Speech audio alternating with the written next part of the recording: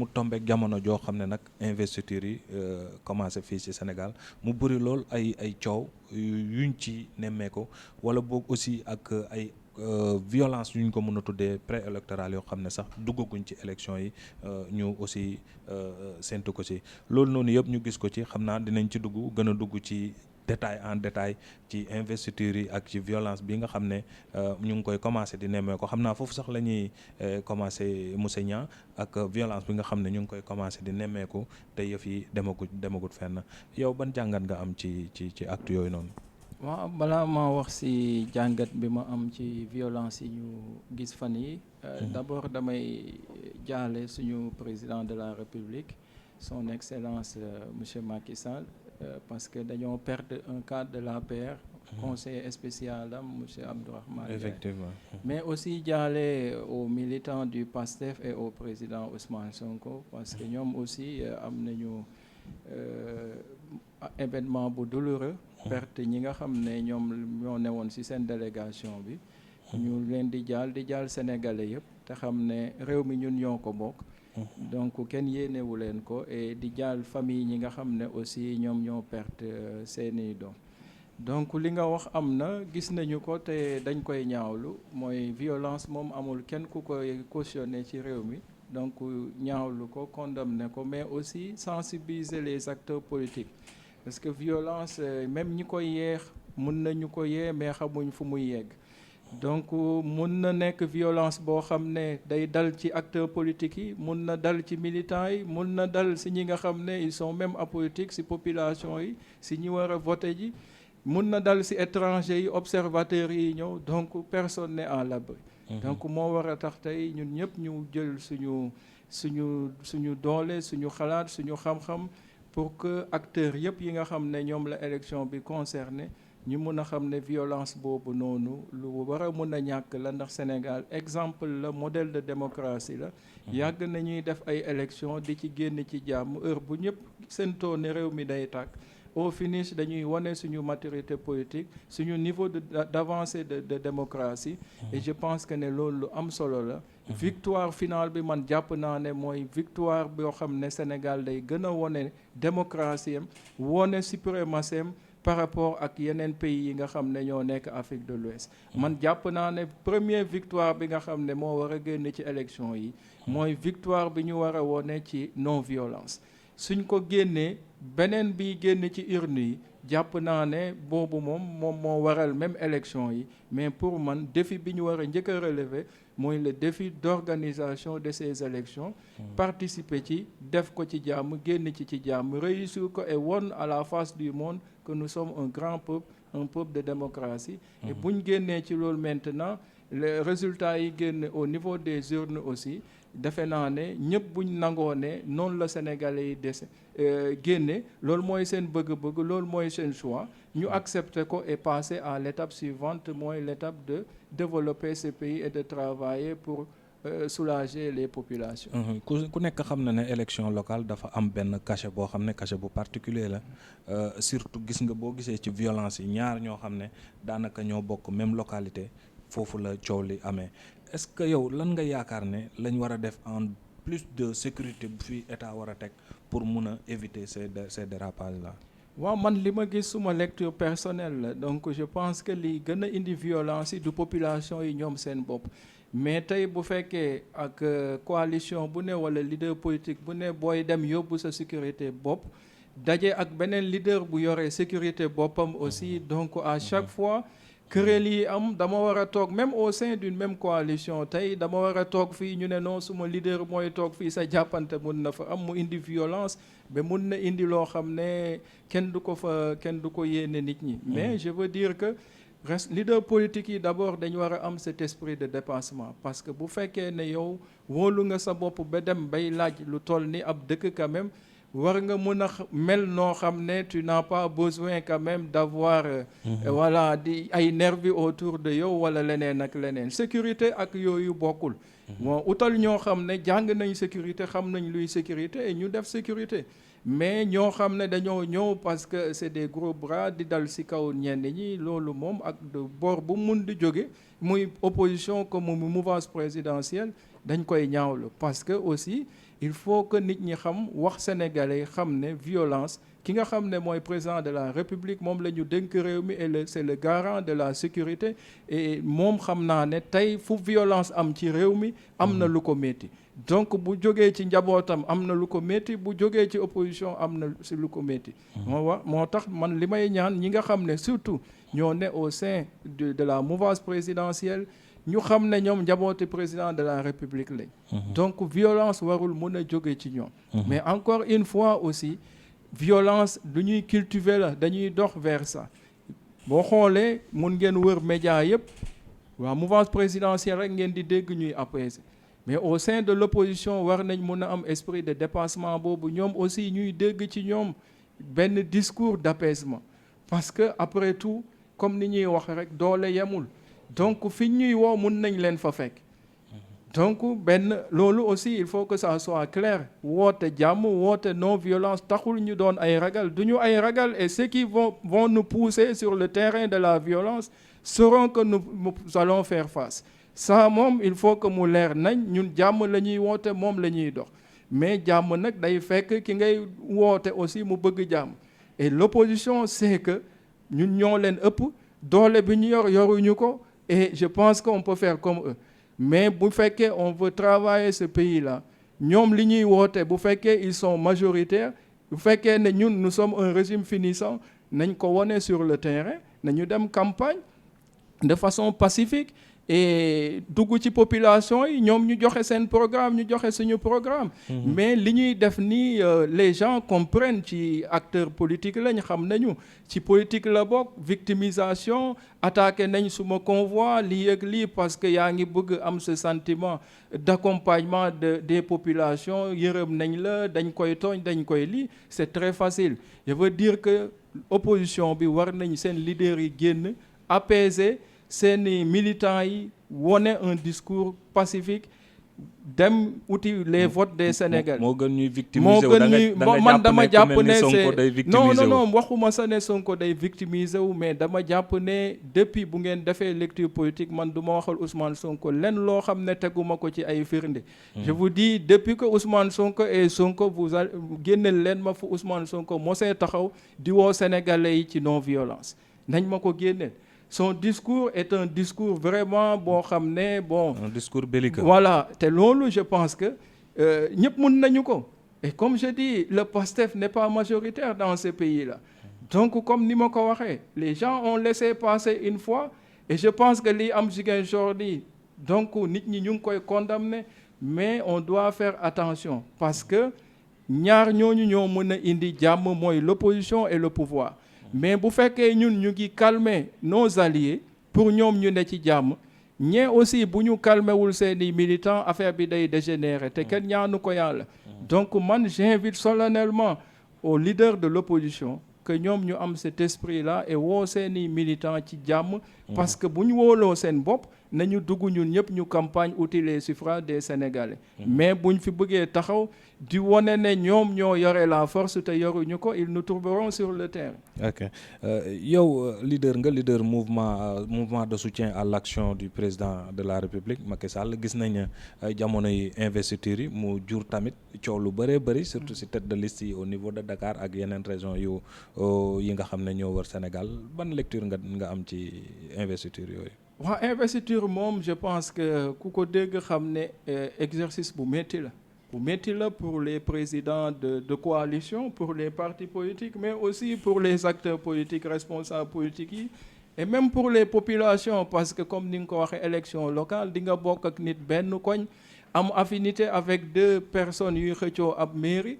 et yow si sa bopp sax da ngay am un esprit de gêne naan damay bañ ku ma mere parce que ñun Sénégal xam nañ ne ay dëkk courtoisie la dëkk jàmm la dëkk solidarité la donc kenn du bëgg ku la mere moo tax mu doon exercice bu métti mais nag ku wax xam ne choix moom boo koy def il faut éliminer aussi et le choix li nit ñi war a jàpp pour nit ñi yombal liggéey bi au chef de coalition de parti l'opposition comme pouvoir mooy ñu xam ne jiite tête de liste taxul nga nekk le maire taxu ko parce que amul benn critère bu ñu teg ne nañu def critères yi ku ko remplir nii ak nii wala muy concours boo xam ne dañ nekki am meilleure note bi moom moo jiite coalition bi du élément yooyu c'est parce que parti yi benn moment il faut ñoom ñu définir yenn critères yi pour mën a def tête de liste proposer et puis dem donc yow boo jàppee esprit boobu noonu rek et puis wóolu aussi ñi koy def parce que man mënuma nekk dans un parti ñoom ñu dénk nit ne ko yow yaay suñu kilifa yow la ñu jox mandat pour nga investir et après ñëw bu defee choix ba pare nga ne duma ci ànd loolu aussi jàpp naa ne c'est très facile. day mel ni may joxe bopp rocc làmmeñ ko mu ngi noonu et je pense que da ngay njëkk a fragiliser sa kilifa parce que nit ku ne da nga koy xoole sa bopp tey bu fekkoon yaay choisir nit kooku ñeneen jóg di rebeller wu contre yow da ngay jàpp ne noonu joxuñ la cër. Donc de la même façon boo amee un chef de parti ou un chef de coalition de parti ñeneen même parti alliés yi et man li ma ci gën a métti sax mooy loolu tey ñi waroon a wax dëgg mooy les alliés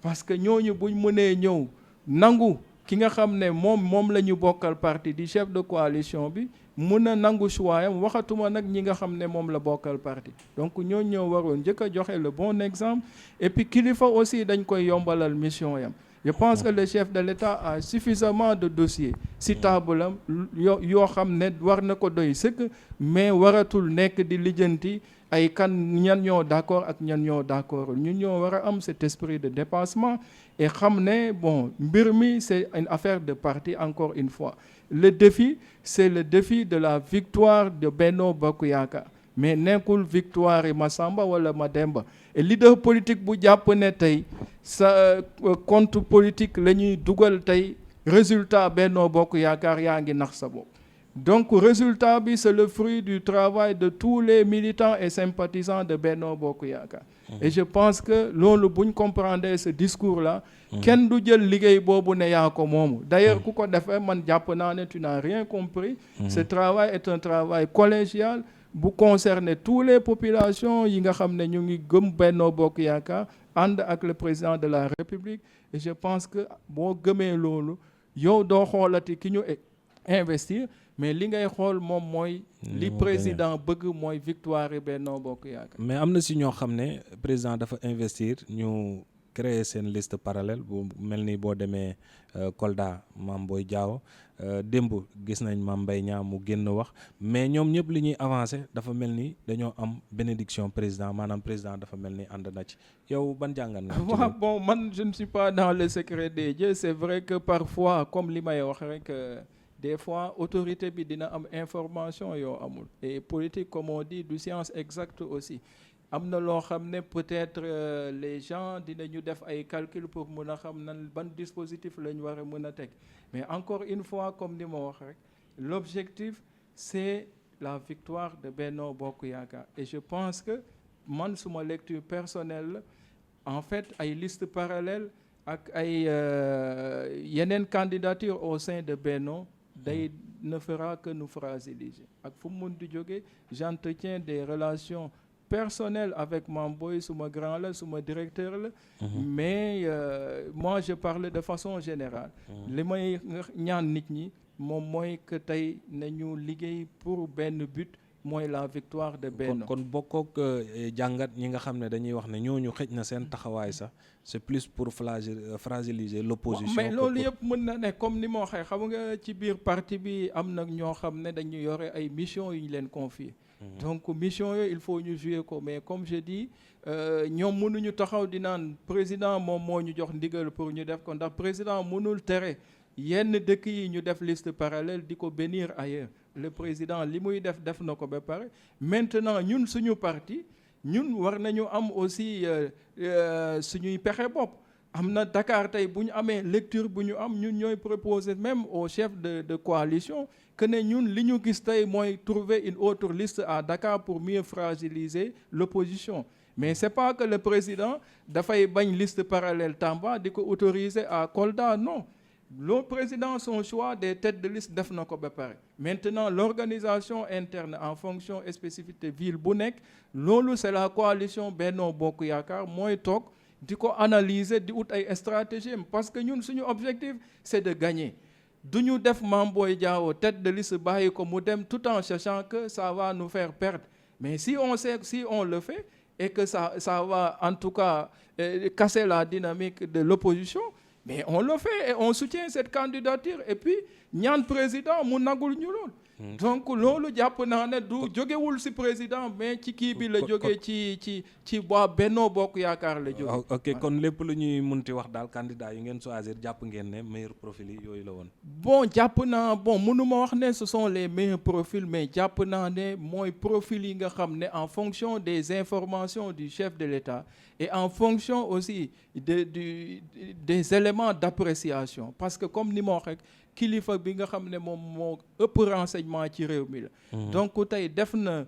sélection yam jël na ay tête de liste. mais xam naa ne président newul ne ci ñii rek laa yaakaar pour gagner élection yi. dama teg ay tête de liste parce que même ñi ma deful tête de liste gëm naa ne sax ñoo war a gagner élection yi. donc looloo tax aussi parfois il faut tout dépend sur lecture bi nga am. man du ma xool ne diw la ñu def tête de liste. que ne moo ma gën a populaire wala moo ma ëpp électorat wala leneen. damay jàpp ne président li mu gis mooy que ne man daf ma soxla ci leneen loo xam ne tey bu ma defee tête de liste xëy na du ma am jot sa pour mën a liggéey la ma ko war a liggéeyal. donc looloo tax man ma jàpp ne choix président yi nañ ko accompagner soutenir ko et puis gëm ne bu ñu xool les têtes de liste. nañu xool li nga xam ne mooy la victoire de Benno Bokk Yaakaar et que les têtes de liste aussi am esprit de dépassement boo xam ne bu ñu jàpp ne ñoom ñoo gën ñi newul tête de liste wala ñoom ñoo leen ëpp mbooloo wala leneen ak leneen. parce que encore une fois bu fekkoon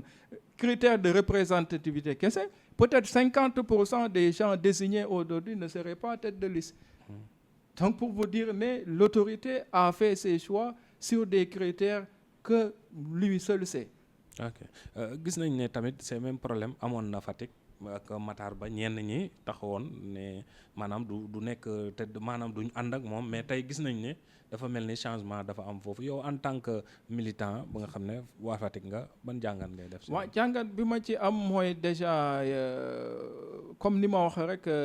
acteur politique bu ne am nga liberté am ay ambition Fatick defe naa ne bon li ma lecture bi ma fa am ni gën na ma jox aussi motivation parce que demoon naa ba jàpp ne doomu Fatick yi Fatick ñoratu leen mais engagement bi ma gis nii dama jàpp ne en fait man maa réer sa man maa xamuloon ne en réalité leader politique yëpp jël nañ Fatick def ko seen xol mais encore une fois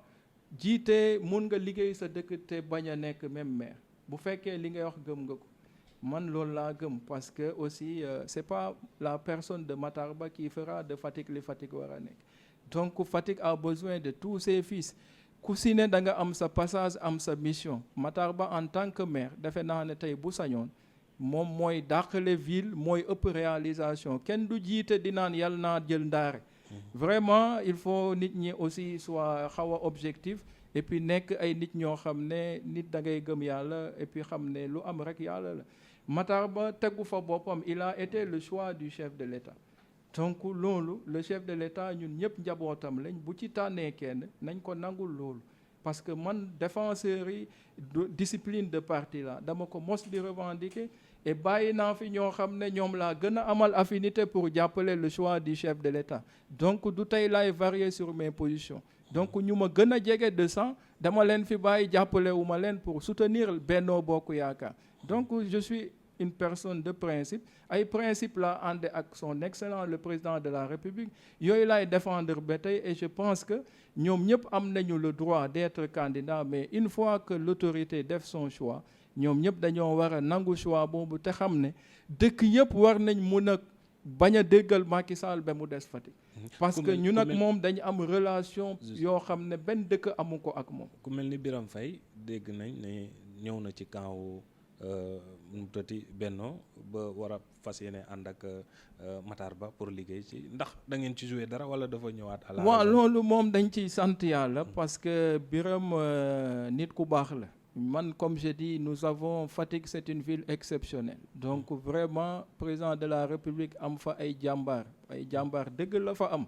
donc ñu ko gëm parce que xam na ne tey bu bésu dee jotee kenn du fa fanaan donc vraiment ay góor ñoo fa nekk et le fait que ñu mun a enterrer seeni ambition lenn rek a ko mun a justifier moom mooy président de la République ak intérêt Fatick ak intérêt Benno Bokk Yaakaar donc loolu aussi damay saluer seen esprit de dépassement tey ñaan ñeneen ñi nga xam ne ñoo ci des ñu ñëw rejoindre la coalition Benno Bokk Yaakaar ñu mën a am victoire finale. leneen lu ñu mun di métti je pense que ñun ñëpp ñu militons pour le développement de Fatick je pense que loolu war nañ ko mun a def équipe municipale bii di ñëw son combat mais aussi leader politique yi parce que du mairie kese moo mun a liggéey Fatick. Nous avons la chance d'avoir un président de la République. Il doit comprendre aujourd'hui le message des jeunes et des femmes. Donc tey Fatick defe naa ne comme ni ma ko waxee c'est normal que lu ñenn ñi di laaj benn ñun am nañu droit laaj ko 10 parce que après tout comme ni ma wax lépp Fatick la démarré. man duma chaque jour loolu mooy suma discours moom mooy que ne nañuy bàyyi xel waa Fatick nañuy bàyyi xel jeunesse Fatick nañuy bàyyi xel jigéenu Fatick parce que après tout ba muy métti boo xoolee dëmb rek di nga xam ne ñii mérité nañ lu kenn mérité wul mais encore une fois loolu pour ñu mun ko am ci kilifa gi nañ koy nangul lu ko ñëpp di bañal man suma gis-gis la et je pense que loolu lay ñaan à tous les fils et filles de Fatick ñu nangul son excellence ses choix soutenir ko mais terewul ñun ñi leen koy ñaan nous allons mener le combat pour que président mun a satisfaire ses doléances. ok si sa appel boobu sax la ñuy tëjee débat bi di la bàyyi rek nga nuyoo sant wala nga tëj lii di débat bi. waaw maa ngi remercier d'abord ñëpp ñi nga xam ne ñu ngi jàppale le président de la République les membres de Benno Bokk Yaakaar les leaders de partis alliés ak ñi nga xam ne ñëpp daal jóg nañu pour que Benno Bokk Yaakaar am victoire ci élection yi ñuy dem. li ma ci bëgg a wax leneen nag mooy que ne bon peut-être gis nañu ne parti opposition yi xëy na seen orgueil moo leen jàpp mais ñoom sax xam nañ ne pare wuñu pour dem élection mais ñemeetuñ taxaw ne nañ ko reporter parce que ñoom ñoo doon laaj ne nañ ko def mais encore une fois li may wax mooy que nañu apaiser dëkk bi nañu dem ci élection yi ci dal si jàmm et puis que le meilleur gagne parce que xam naa ne tey Benno Bokk Yaakaar mooy parti bi nga xam ne coalition bi nga xam ne moo majoritaire moom la sénégalais yi nar a jàppale mais comme li may wax rek la paix sociale moo war a primer ci lépp mais bu ñu demee ba xam ne réglé guñu préalable yooyu ñun ñëpp nañu simi suñu orgueil su jaree ñu repousser élection yi sax pour mun a liggéey ci cohésion sociale ba pare nañ ko def jël suñu temps parce que encore une fois c'est juste une élection day jàll li am solo mooy di liggéey au quotidien pour soulager les populations et pour faire développer ce pays-là. Donc am nañu temps pouvoir comme opposition def diagnostic boobu xool ndax réew mi pare na pour dem vers des élections. Si ce n'est pas le cas nañu teg fële orgueil mais encore une fois ñoom la ñu bàyyi rek ñun pare nañ ñoom nañu xool ndax pare nañ bu fekkee pare nañ ñu dem élection bu ñu parewul nag ñun mun nañ leen may cette opportunité de reporter les élections et de leur permettre d'être prêts parce que xam naa ne parewul. Seneweb gërëm na la sant la maa ngi leen di sant di leen gërëm. jërëjëf.